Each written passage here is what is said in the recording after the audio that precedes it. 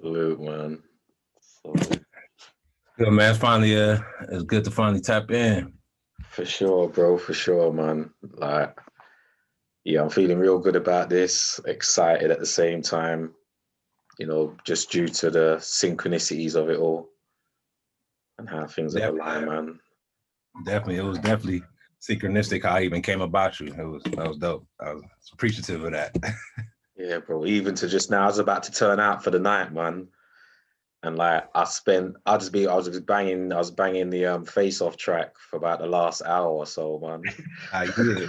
And I was like, the brother's not. I go, it's not going to happen tonight, man. I was thinking, it's just another one of them days where we just missed each other. And then I looked at the phone for the last. I was like, oh shit, brother's hollered. Like, yeah, let's get this cracking, man. So yeah, man. Yeah, I was ready. I always get it misconstrued. Like whenever you say how you looking this evening, I'm like, oh, I'm good, and I forget that like you already in the evening. Yeah. But yeah, man, we've aligned, man. So I'm glad to be doing this, man. Appreciate the time and space. So just from the get though, how much time do you have, bro? What's your schedule like? My bad. Say that one more time. How much time do you have? How long have I got you for? I'm good. I'm good for the most part. My queen, she making some food or whatever, so I'm sure she gonna want me to stop when that's done. But I'm good for the most part. Yeah, we can go. All right, cool, man. So as you may or may not know, man, there's no structure, no format to this, man. We just go in and talk slop. We chop it up. The closest we get to any kind of format is this, where I'm introduce, the platform, introduce myself, yourself, and all the rest of it. And then, but with yourself, it's slightly different, man. You're like, yeah, I'm coming at a slightly different angle. Still one, because the way we've connected, how we connected, and the current climate, I really feel like this is a powerful thing that we're doing, bro. You know what I'm saying? Because as you may or may not know, I'm on the circuit, man. I'm on the psychedelic circuit at the forums, at the conferences, and all them kind of spaces and places. But I don't know where the power lies, and for me, the tool, that we're going to be able to disseminate this information is going to be through the music. Yep. You're the first musician that I've got on Talking Slop, bro. And not only that, I'm feeding the music, just all the synchronicities of how it all lined up, bro. I'm looking forward to this, man. I really am. So with that said, at the minimum, bro, just introduce us to who you are, man, or what you do. Where are you in the world? And then we'll just take it from there, man, and we'll chop it up. My name is D-Rock the Menace. I make psychedelic hip hop. I'm from a little outside of Los Angeles, California. I'm by way of the Valley. I've been making music all my life, specifically psychedelic hip hop. I say the last 7 years. And it's it all came about through psychedelic experiences. The whole reason why I changed up the music that I was making is yeah. All right, so let's just go back, man. Just even before we get into the music, from the professional side of things, just where in the world? I know you're saying just outside of LA, but what was life like, man? I know. So me, I'm familiar with California, West Coast lifestyle, so to speak. How close to Compton, the whole LA side of things. Yeah, how closely related are you guys to the LA side of lifestyle, man? What was life like? Just life coming up. I grew up, when I was young, I was skateboarding and stuff like that. But my parents they moved to the suburbs, and the suburb that they moved to was really close to this place called Pacoima, where a lot of my family and friends is from, and I spent a lot of time there. And so the Valley, a lot of people make fun of the Valley and Valley girls, it's supposed to be real nice out there, but there's pockets like everywhere, like there is everywhere that's not so nice. And that's where I grew up and spent most of my time. And I grew up gangbanging, man, and selling drugs. That's how close I was to the lifestyle of, what most people envision when they hear LA or the hood or whatever. I was in the mix of it. All right, man. So yeah, I just wanted to get a clear picture, man. As I said, we don't want to make any assumptions out here. But again, I Yeah. come from the outside looking in. You know, I basically came up, you know, in the UK, London primarily, and but I listened to primarily like music from West Coast and down south, like which Yeah. was pretty much taboo where I'm from, man. Like it was really a New York influenced environment and all my surroundings. And I primarily just stuck with that West Coast stuff, you know, all the way up to the Bay Area. I was, you know, all the early doors as well. You know, I'm in my early 40s, you know, so I was around, not physically, but around to see the come up. And when I put the pieces together now, when I'm seeing how you're approaching the industry and as a psychedelic hip hop artist, for me, it's like you're just ticking too many boxes, bro, man. It's like, all right, so we got a West Coast artist, you know, like touching on the psychedelics, like you said, and obviously, well, more than touching on the psychedelics, you know what I'm saying? But you mentioned earlier that that wasn't where you was at 7 years ago, maybe with the music. So where was you? What was you being with the Nah. music, and how did you? What was it that got you into psychedelic hip hop? So my music was pretty much surrounding my lifestyle. You know what I'm saying? I was talking about drugs, heavy drug influence. Um, Gang banging, the typical stuff that you hear when most people think about rap, right? And I was running a studio downtown LA. It was my studio. I had a lot of artists coming in and out, a lot of people that are notable right now. Um, and things was cool, but they weren't. Like my life, I'll take that back. My life wasn't that great at the time. I was making money.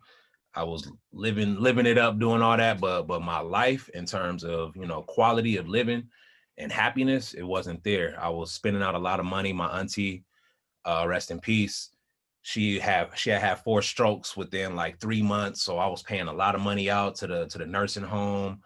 There's a lot of stuff going on. On top of that, the studio building, the building that the studio was in was haunted like crazy, and this was like 2011, into 2011 going into 2012, you know, when everybody was talking about when they started talking about the paradigm shift. It's when like Mm, wokeness or consciousness started to kind of like really like get popular, but it still wasn't popular back then. Just, you know, people like me started to hear about it. The spirit science was coming out on YouTube and all types of stuff like that. People's getting real into ancient aliens and all types of shit like that. So mm, mm, um mm. so with the studio being haunted, I had called my mom, and she had some like deacons and stuff come down from the church, and they put oil all on the walls, all down the hallways. They did a prayer session and all that. That shit still didn't work, right? It was crazy stuff going on. Like we could have a whole Talking Slop episode just about the studio and the haunting of it, right? And on that plus everything that was going on in my life, I'm like, man, something got to give, something got to change. My parents like, come to church, come to church. I'm like, yeah, no, something got to change. I got to do something. And the homie put me on. Well, he used to always be watching Ancient Aliens, and I just didn't really care about none of that. And one day he was at the studio and he was watching. I'm like, man, let me see that shit. And there was just a part in there where they was talking about meditation, um, the ancients, how they used to meditate and get in contact with higher beings and all this stuff, right? And I'm like, hey, that sounds like something I'm trying to do right there. And then they was also talking about mushrooms and different psychedelics. And like I said, I've been heavy with the intoxication all my life. So when they brought that up, I'm like, I can do that and see that, you know. And in the melanated community, it's taboo. Psychedelics has always been taboo. Like, oh no, that's for white people, or we don't do that kind of shit. You feel me? So just coming up, I was always like, oh no, I might do some cocaine, I might do this and that, but I'll never eat a mushroom. I'll never drop no acid. You feel me? That's crazy. So anyways, I started meditating. I did some guided meditations on YouTube. Um, and the way that I felt from meditating wasn't like nothing I ever felt from church, a drug. Right. It wasn't like I didn't tap in and go off into another dimension, nothing like that. But just the sense of my life was crazy. The sense of calm and peace, Mm, serenity, everything that came over me, I was like, this is wild. And then I found an actual meditation group out there in the suburbs where my parents live. And it's all pretty much Caucasian dominated place, right? And I went to the meditation, and everybody was in there was like older white people. Like, so they thought that I was in the wrong place. They was like, you're supposed to be down the hall somewhere. I'm like, no, I'm supposed to be right here. Y'all meditating? They're like, yeah. I'm like, yeah, I'm right here. And I brought somebody with me. and we did the meditation, went through it, and the person I brought with me at the end of it was crying. And I was feeling good too, like how I did all the other times meditating on my own. And when I seen the homie crying, I was like, oh, this is church right here. Like, what are you talking about? I done found it. And you know, once you start meditating, once you start getting into the life, one thing leads to another. You just do more and more research. You hear about all these different things. And then psychedelics started coming up again, just real heavy, real heavy. And I was hit up the homie. I'm like, yo, who got the mushrooms? And everybody, I asked so many people, and it was like, what? Who got the, like, I don't know. Finally found one person that had them. And that experience, the biggest thing that stood out to me from that experience was the morphing of a water bottle. Sitting there watching a water bottle move and twist and go breathe in and out. Oh, the walls too expand and breathing in and out. And immediately for that confirmed the theory that I was being taught all this time, that everything is sound and everything is vibration. And because when I heard that just in theory, I'm like, well, if that's the case, then that just must mean that like it's moving so fast that it appears to be still for us. And then when I was on the mushrooms, I'm like, damn, I'm seeing the breakdown. I'm seeing the atoms and everything really in they groove. I'm seeing that shit slow down and seeing them move. You feel me? And then I started thinking, I'm like, man, if I could get on the same vibration as the wall, I might be able to pass through it or something. Like, mine was going wild. And I've always been really imaginative and shit like that, but mine was going wild. Mine was going wild. And then I encountered DMT. And DMT, my first experiences really what changed everything as far as music, my lifestyle, everything. Because I was doing mushrooms and I was still doing drugs. I was still, you know, doing a lot of different stuff. Not as heavy. It was breaking it down. It was breaking me down. But when I did the DMT and I met these entities whom dubbed themselves the Knowledge Monsters. They told me that, right? And but they also said that they were aspects of me. So, but in that experience, what I took majorly from it was that they told me that everything that I've been studying, everything that I've been doing, I got to start including that knowledge into my music. Just a bit, just a little bit. I got to put a little piece of something into every song I make. You feel me? And one thing led to another. Now I'm making psychedelic hip hop. Every bar after bar after bar is complete divinely inspired by the great higher self, the Satnam, the mushrooms, the medicines, the entities. Is all inspired by that, and I can't turn it off. Jeez, and I know how that feels, man.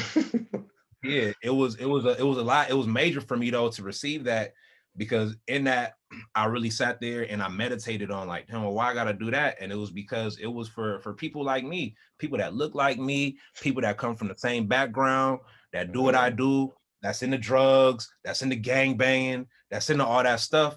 They need to hear it coming from somebody like me, because it won't be like it's preaching at them. And they need to hear the delivery, how I'm gonna deliver it to them, so that, you know, they might be able to like listen, take a second listen, like, damn, I mean, yeah, he might be kind of different now, but like, shit, what he doing is working for him. Like he happier now. He not going through all the same shit and dealing with it. So like, maybe I could try it too. You feel me? And that was enough for me. Yeah, bro. No, that's majorly important. That's exactly why I, you know, developed the platform, so we could see people like ourselves talking about and having these discussions, and it not be, you know, solely set in these, you know, conferences and universities and all the rest of it. That we can find people in the streets that are going through the same thing that we're going through, dealing with, and, you know, experiencing this and being able to share.